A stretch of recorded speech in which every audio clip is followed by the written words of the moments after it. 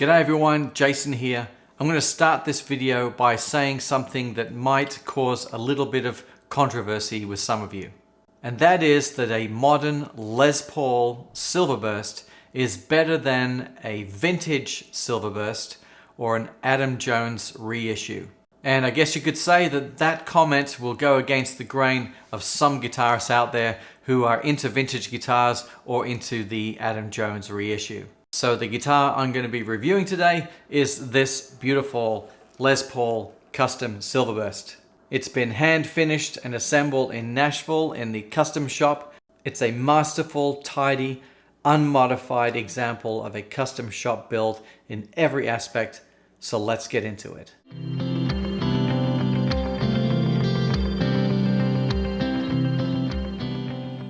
I should start by saying that this video is not sponsored. I buy all my own gear, but if you want to help me out, you could bless the YouTube algorithm, hit the like and subscribe buttons, and then maybe in the future people will send me gear to review. For this review, I'm going to break down the pros and cons into three areas, one being investment, the second being the construction, and the third, the playability. Before I get started though, perhaps I should provide you with a little bit of history that might provide a little bit of background to my position on this topic. Because my first guitar was a black Les Paul copy made by Eco. And who is Eco? I have no idea, but I'm guessing that they are a cheap Japanese manufacturer from the late 70s. But if you know anything about them, please send me a comment. I'll be interested to know because I've never found any of them anywhere since. I paid $100 for that guitar back in the mid 80s. And it was a piece of junk. It was beaten up, scratches all over it, really low output pickups, all the bindings were chipped. It was a pretty bad guitar. Naturally, I replaced the pickups with some Seymour Duncans to get some higher output with a Hot Rails pickup on the bridge, which really made a big difference. I was really into playing AC/DC, and what a fantastic sound I could get out of that. Now, even though this guitar was a piece of junk, I actually regret selling it. I wish that I could have kept it as a reference point for every other guitar that I purchased after that. And there's some nostalgia attached to the fact that I can think back to those days when I rocked out in my bedroom or in the living room with my friends.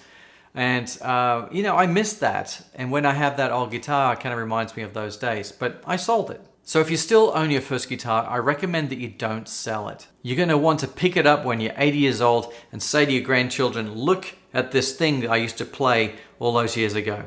The reason I tell you all this is because it probably creates some bias in me against wanting to own a vintage guitar or an Adam Jones reissue. So let's get into the first topic of the discussion.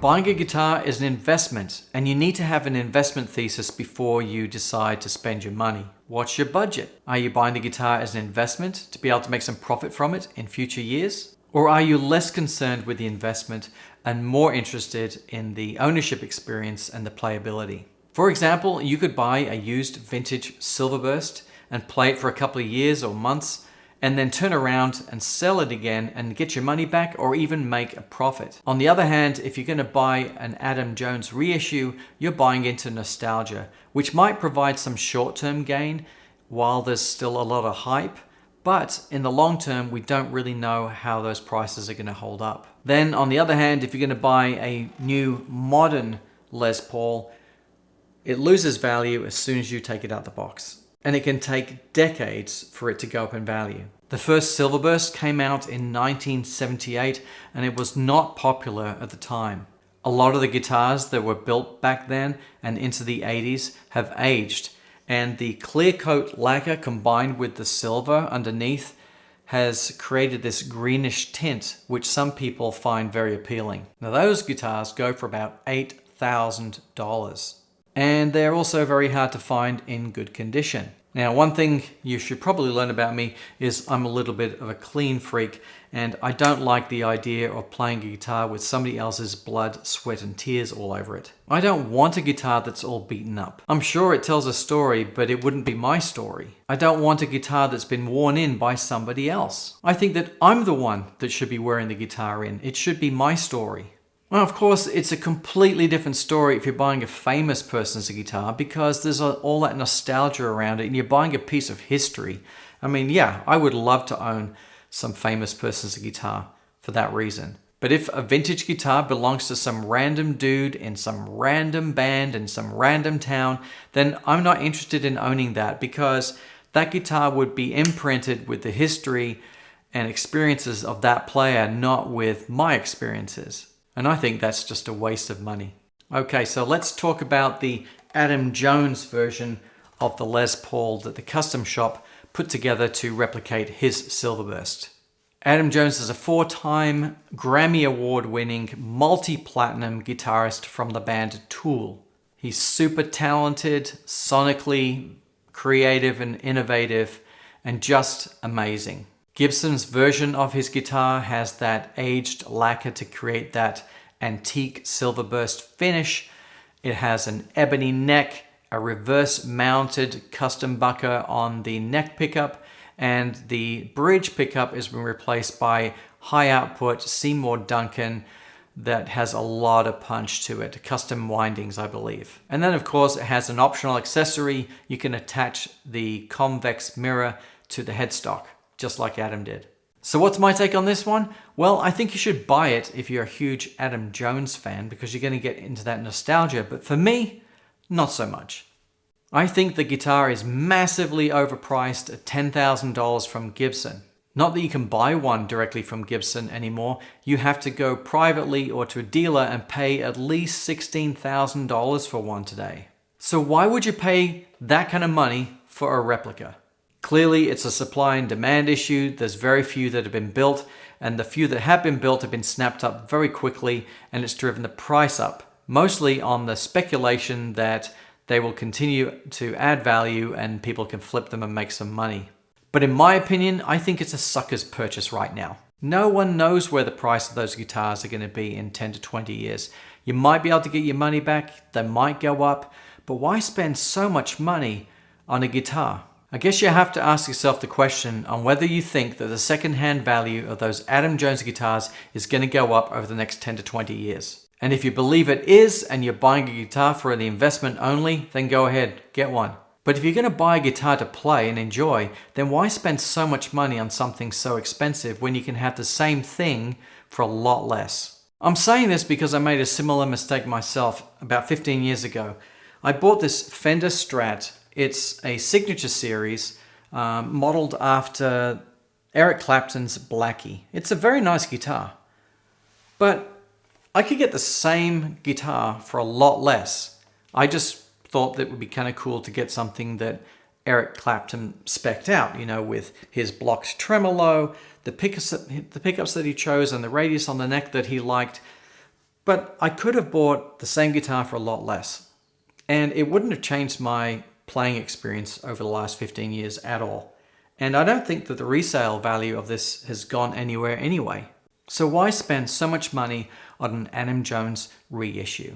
So that brings me back to why I think that the new custom Silverburst is a lot better value for your money. You're not paying a premium for nostalgia. You're not paying a premium for a fake aged guitar. You're not buying something that's been beaten up by somebody else for decades and covered in their crap. Instead, you're buying an immaculate piece of workmanship that you can enjoy for decades. I bought this guitar new from Bazaar Guitar in Reno in early 2001. Just look at how beautiful the silver is and how it transitions to black. The custom shop Silverburst is just so much nicer than the Studio Deluxe Silverburst, in my opinion, because the Studio Deluxe just replaced this teardrop shape with a black border, and you lose the teardrop shape altogether. And in my opinion, that teardrop shape is just what really sets this guitar apart. And you can see it's reflected on the back here, and also you've got the Silverburst on the neck and the back of the headstock.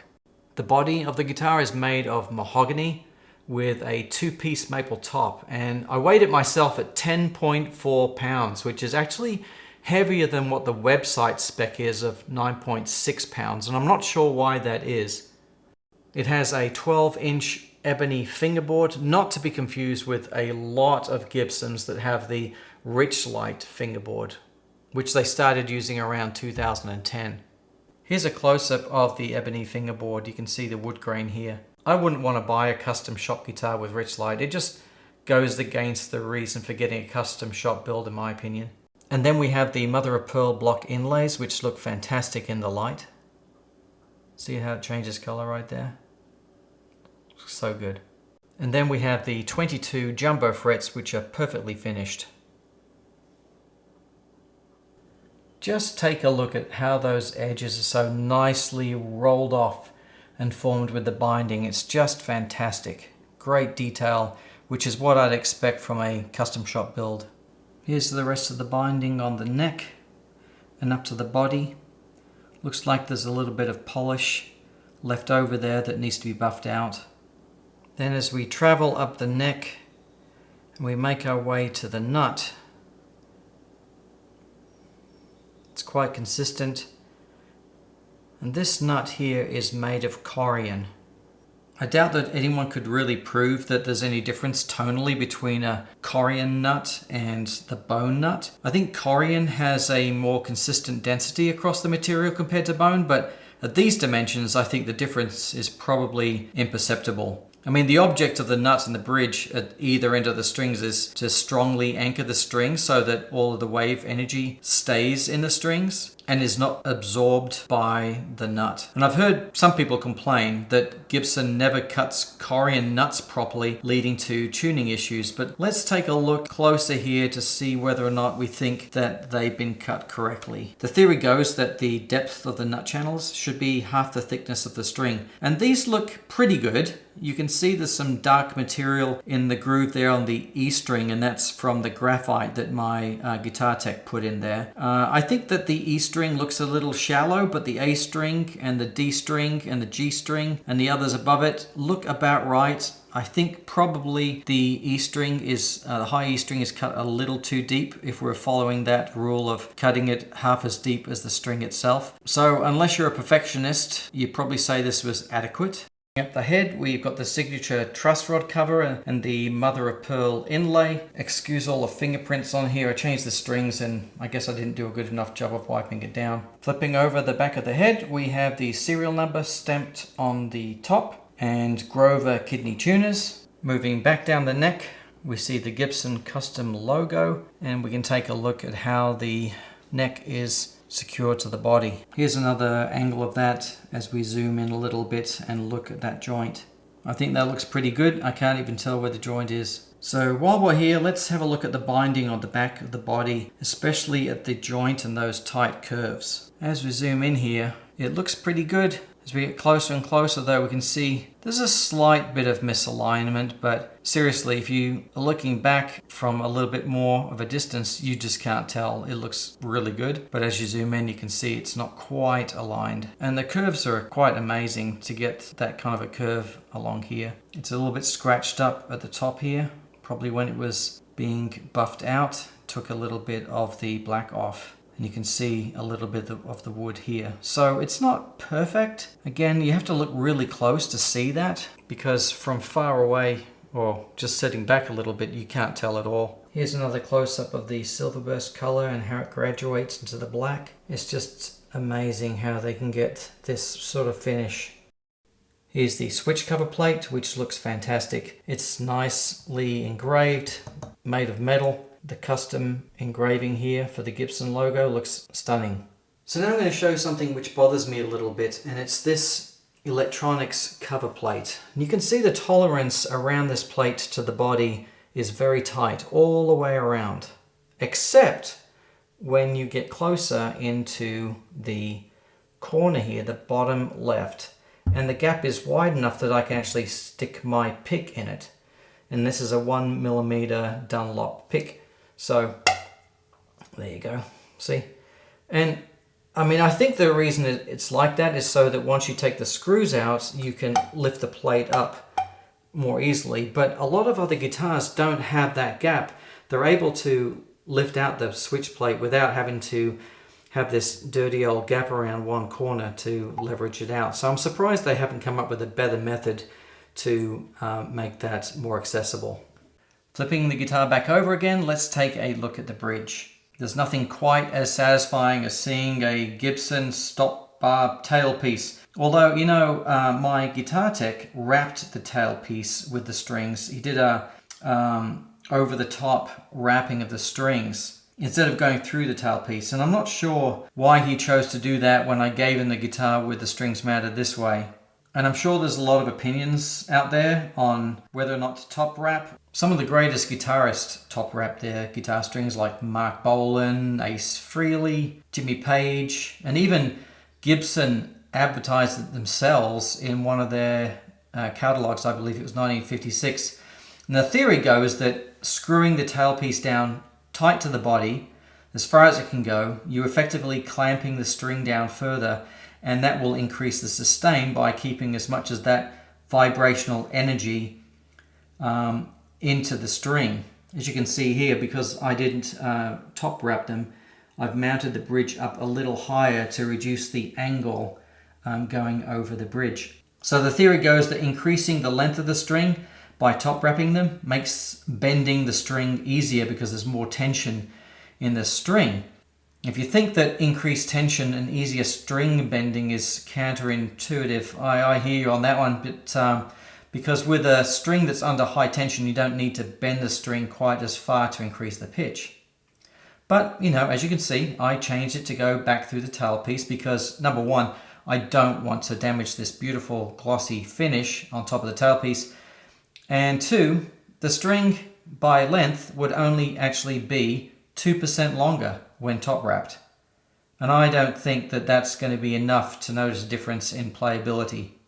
Moving up the string to the bridge, you can see this classic two-nomatic bridge with nice metal saddles. My first Les Paul copy actually had plastic saddles and one of them just split in half. So sad. Okay, onto the pickups. And the bridge pickup here is a 498T humbucker. They're what Gibson call a hot alnico pickup, which means aluminium, nickel and cobalt. And because of the alnico 5 magnet that's in there with matched windings on each coil, and then they've got these pole pieces that actually spread out a little further apart than with other humbuckers to accommodate the increased string spacing when you're closer to the bridge. I looked online, if you could buy these separately, they cost about $135, and I'm a little bit surprised that they didn't throw in little higher end pickups here. I think I would have loaded a Burstbucker Pro or something like that, especially if this is going to be a custom shop build. So I'm kind of surprised they didn't put in the Burstbucker Pros or something like that. But I think I'll just keep this pickup as is because I prefer to keep it as stock. Then we move on to the neck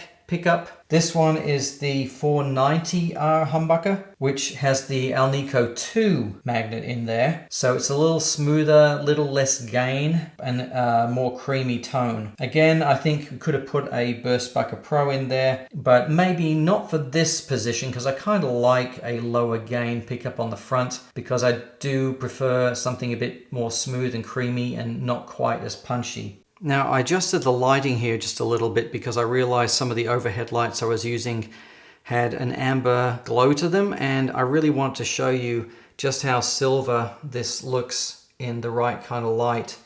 I think under the other lighting it looked a little gold. But the silver and the Silverburst and the black together just look fantastic. I think it's a great combination, a very nice look. And then with the white binding all the way around just to frame it nicely, I think it's a beautiful guitar. Let's go in and take a look at these volume and tone controls. They're just as you would expect for this model of guitar, but you know, one thing that was a little strange is they're a little scratchy when you turn them. I mean, they're still smooth, but I have a Music Man guitar and it's so smooth. This is just a little bit scratchy when you turn it. And I think maybe they're lower quality potentiometers that they're using, I'm not sure. But if other guitar makers can make them nice and smooth, then, you know, why can't a Gibson custom shop do the same? Here's the toggle switch, nice and heavy duty, as you would expect. The only thing that concerns me is that, as you can see from the writing here on rhythm, the H is scratched away in the middle there, which I would have thought would have been picked up by their quality guys, but obviously not. So I'm gonna have to go and pay another $6 to replace this and $6 for shipping. So after spending, what was it? $4,500, $5,000 on a guitar, I got to spend an extra 12 to go and fix this. So that about wraps up the construction review. Next, let's plug it in and see how it all sounds.